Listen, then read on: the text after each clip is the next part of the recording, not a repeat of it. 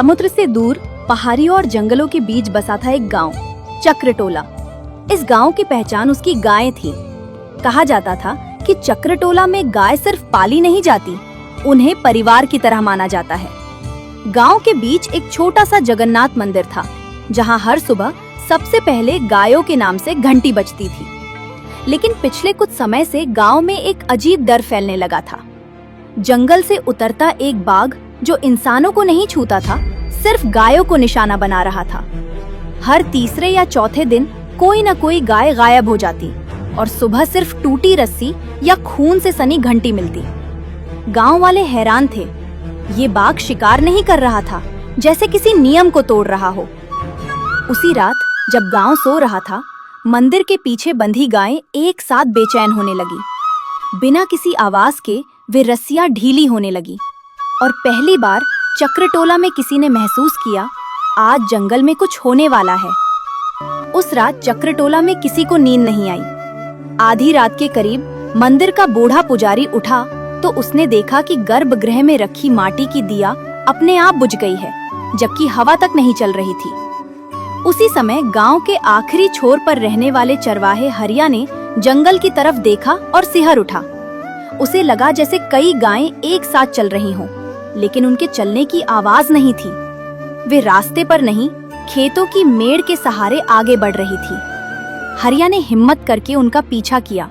तभी झाड़ियों के पीछे से वही बाघ निकल आया। इस बार बाघ ने दहाड़ नहीं मारी, बस आंखें गड़ाकर आगे बढ़ा। तभी उन गायों ने अचानक घेरा बना लिया। कोई टक्कर नहीं, कोई शोर नहीं, बस बाघ का रास्ता बंद। बाघ पलटा, फिर झपटा, मगर जैसे ही उसने हमला किया, उसे ऐसा लगा मानो किसी ने उसकी रीढ़ पर भारी बोझ रख दिया हो। वो लड़खड़ाया और पीछे गिर पड़ा। उसी पल मंदिर में शंख की आवाज गूंजी और पुजारी के मुंह से अनायास निकला, प्रभु ने संकेत दे दिया है। चक्रटोला में अब डर के साथ एक सवाल जन्म ले चुका था, ये गायें आखिर किसके आदेश पर खड़ी हो रही हैं? सुबह होते ही चक्रटोला में हड़कंप मच गया। जिस जगह रात को बाघ गिरा था, वहां न खून था, न पंजों के निशान, बल्कि जमीन पर गोल गोल ऐसे चिन्ह बने थे जैसे किसी ने रक्षा की रेखा खींच दी हो। गांव की सबसे पुरानी औरत कुसुमी दादी को ये देखकर अपने पिता की कही बात याद आ गई। उसने बताया कि बहुत पहले जब इस गांव में अकाल पड़ा था, तब गायों की रक्षा के लिए भगवान जगन्नाथ ने अपने सेवकों को जंगल में भेजा था, जो देखने में पशु जैसे थे लेकिन आत्मा से धर्म के रक्षक। उसी दिन दोपहर में मंदिर के कपाट अपने आप खुल गए और भगवान जगन्नाथ की आंखों पर चढ़ा पुराना वस्त्र नीचे गिर पड़ा, मानो प्रभु देख रहे हों कि क्या हो रहा है। शाम को बच्चों ने बताया कि उन्होंने जंगल के रास्ते पर खड़ी गायों को देखा, जो किसी अनदेखे इशारे पर एक साथ मुड़ गईं। गांव वालों को अब समझ आने लगा था कि ये बाघ सिर्फ शिकार नहीं कर रहा, बल्कि किसी शक्ति को ललकार रहा है, और चक्रटोला उसी टकराव का मैदान बन चुका है। उस शाम चक्रटोला पर जैसे कोई परछाई उतर आई। सूरज ढलते ही बाघ फिर लौटा, इस बार सीधे गांव के बीच बने कुएं के पास, जहां गायों को पानी पिलाया जाता था। लोगों ने दरवाजे बंद कर लिए, लेकिन किसी ने गायों को बांधने की हिम्मत नहीं की। तभी अचानक कुएं के चारों ओर खड़ी गायें एक एक करके आगे बढ़ीं, और उनकी चाल अब सामान्य नहीं लग रही थी। उनके शरीर भारी होते जा रहे थे। आंखें इंसानों जैसी नहीं, बल्कि किसी और ही चेतना से भरी हुई थी। बाघ ने पूरी ताकत से झपट्टा मारा, लेकिन उसी क्षण गायों के झुंड ने एक साथ उस पर हमला कर दिया। किसी ने सींग से धक्का दिया, किसी ने रास्ता काटा और किसी ने बाघ को बीच में फंसा लिया। बाघ की दहाड़ गूंजती रही, मगर वो आगे नहीं बढ़ पाया।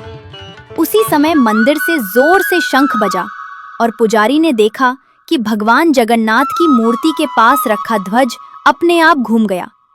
गांव वालों को पहली बार साफ लगा कि ये कोई भटकती आत्माएं नहीं, बल्कि प्रभु की इच्छा से चल रही रक्षा है।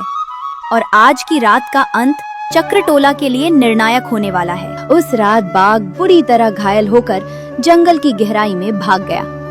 गांव वालों को लगा अब सब खत्म हो गया, लेकिन असली रहस्य अभी बाकी था।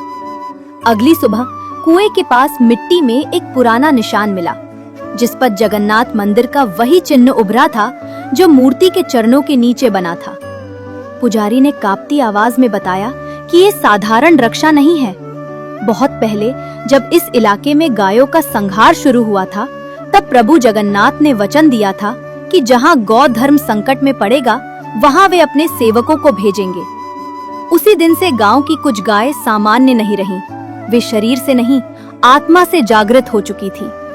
चक्रटोला के लोग अब समझ चुके थे कि ये कहानी बाघ और गाय की नहीं, बल्कि धर्म और अधर्म की टक्कर की है, और ये युद्ध अभी पूरी तरह खत्म नहीं हुआ है। छठी रात बाघ फिर लौटा, लेकिन इस बार उसकी चाल में घमंड नहीं था। वो लंगड़ाता हुआ गांव की सीमा तक आया और वहीं रुक गया, जैसे आगे बढ़ने की हिम्मत ही ना हो। तभी जंगल की ओर से गायों का झुंड निकला, पर इस बार वे आक्रमण करने नहीं, बल्कि रास्ता रोकने आए थे। बाघ गुर्राया, मगर उसकी आवाज खुद उसी को डरा रही थी। उसी क्षण मंदिर की दिशा से शंख की एक ही गहरी ध्वनि सुनाई दी, और बाघ ने सिर झुका लिया, जैसे किसी आदेश को मान गया हो। गांव वालों ने पहली बार देखा कि डर सिर्फ ताकत से नहीं, आस्था से भी पैदा होता है। उस रात के बाद बाघ ने गांव की तरफ कदम नहीं बढ़ाया। 7वीं सुबह गांव में एक और चौंकाने वाली बात सामने आई। गौशाला में गायें तो थीं, लेकिन झुंड की 2 गायें गायब थीं, जिनकी घंटियां मंदिर के आंगन में पड़ी मिली। किसी ने उन्हें जाते नहीं देखा, न ही कोई निशान मिला। उसी दिन पुजारी ने बताया कि रात उसे स्वप्न आया था। प्रभु जगन्नाथ ने कहा कि रक्षा की कीमत चुकाई जा चुकी है। गांव वालों को पहली बार समझ आया कि जो गाय रात को सामने आती थी, वे हमेशा के लिए नहीं थी। वे आई थी अपना कर्तव्य निभाने, और फिर लौट गईं। चक्रटोला अब सुरक्षित था, लेकिन उस सुरक्षा के पीछे एक ऐसा त्याग छिपा था जिसे याद कर गांव आज भी चुप हो जाता है। 8वें दिन गांव का माहौल अजीब तरह से शांत था, जैसे तूफान के बाद की खामोशी। बच्चे फिर से गलियों में खेलने लगे, लेकिन बुजुर्गों की आंखों में अब भी रातों की याद ठहरी हुई थी। उसी शाम मंदिर में गांव के सब लोग इकट्ठा हुए। पुजारी ने बताया कि वर्षों पहले चक्रटोला के पूर्वजों ने प्रतिज्ञा ली थी, जब भी गायों पर संकट आएगा, वे अपने अहंकार को त्याग कर धर्म का सहारा लेंगे। उसी प्रतिज्ञा की शक्ति से रक्षक प्रकट हुए थे। गांव वालों ने महसूस किया कि जिन गायों को वे सिर्फ पशु समझते थे, वे उस वचन की जीवित कड़ी थी। मंदिर के सामने दिया देर तक जलता रहा, और हवा में ऐसी शांति घुली जैसे किसी ने सबकी चिंता अपने हाथ में ले ली हो। लोगों को अब साफ समझ आ गया था कि ये कहानी डर की नहीं, जिम्मेदारी की है, और अगर ये जिम्मेदारी फिर टूटी तो परीक्षा भी फिर लौट सकती है। 9वीं रात को गांव में एक आखिरी अजीब घटना घटी। आधी रात के समय मंदिर की सीढ़ियों पर किसी के चलने की हल्की सी आवाज सुनाई दी। पहरे पर बैठे युवक ने देखा कि कुछ गायें चुपचाप मंदिर की परिक्रमा कर रही थीं, लेकिन इस बार उनके साथ कोई डर नहीं था। वे रुक रुक कर जैसे किसी संकेत का इंतजार कर रही थीं। तभी मंदिर के भीतर से पुजारी की आवाज गूंजी। उन्होंने स्वप्न में सुना था कि प्रभु ने गांव को चेतावनी दी है, अगर चक्रटोला ने फिर कभी लालच या लापरवाही से गौ धर्म को भुलाया तो वही रक्षक दोबारा लौटेंगे, लेकिन इस बार परीक्षा और कठोर होगी। सुबह होते होते गाय फिर सामान्य हो चुकी थी, पर गांव के लोग समझ गए थे कि ये शांति स्थायी नहीं बल्कि विश्वास पर टिकी हुई है। 10वीं सुबह गांव के लोग जब नदी किनारे पहुँचे तो उन्हें पानी के पास मिट्टी में अजीब सा घेरा दिखा, जैसे किसी ने वहाँ पहरा दिया हो। उसी जगह पास की झाड़ियों में बाघ की खाल का एक छोटा सा टुकड़ा अटका मिला, पर बाघ कहीं दिखाई नहीं दिया। ये देखकर गांव वालों को समझ आ गया कि वो जंगल छोड़ चुका है, या फिर उसे छोड़ने पर मजबूर किया गया है। उसी समय मंदिर में पुजारी ने सबको बुलाकर कहा कि ये जीत किसी हिंसा की नहीं बल्कि मर्यादा की है। उन्होंने बताया कि जब प्रभु जगन्नाथ की लीला चलती है तो शत्रु को नष्ट करना जरूरी नहीं होता, उसे उसकी सीमा याद दिलाना ही पर्याप्त होता है। गांव के लोग चुपचाप सिर झुकाए खड़े रहे, क्योंकि अब वे समझ चुके थे कि गाय भूतों का झुंड कोई डरावनी शक्ति नहीं बल्कि चेतावनी बनकर आया था। चक्रटोला बच गया था, लेकिन उसकी कहानी अब सिर्फ जंगल तक सीमित नहीं रही थी। 11वें दिन गांव के सबसे छोटे बच्चे ने एक बात कही, जिसने सबको सोचने पर मजबूर कर दिया। उसने बताया कि रात उसने सपने में देखा जगन्नाथ जी मुस्कुराते हुए गायों के झुंड के साथ चल रहे हैं और उनके कदम पड़ते ही जंगल शांत होता जा रहा है। पुजारी ने इसे साधारण सपना नहीं माना। उन्होंने कहा कि ये लीला का संकेत है कि रक्षक अपना काम पूरा कर चुके हैं। उसी शाम मंदिर के सामने गांव वालों ने पहली बार बिना डर के दीप जलाए और प्रण लिया कि वे गायों को सिर्फ पालेंगे नहीं, उनका सम्मान भी निभाएंगे। जंगल की ओर से अब कोई आवाज नहीं आई, न दहाड़ न खलबली, जैसे किसी ने सीमा खींच दी हो। यहाँ तक अधर्म आगे धर्म। चक्रटोला को समझ आ गया था कि भय से नहीं, आचरण से ही सुरक्षा बनी रहती है। 12वें दिन सुबह जब सूरज निकला तो चक्रटोला बिल्कुल अलग लग रहा था। गायें निडर होकर खेतों में घूम रही थीं, बच्चे उनके पीछे हंसते हुए दौड़ रहे थे और जंगल की तरफ से कोई डर पैदा करने वाली आहट नहीं आ रही थी।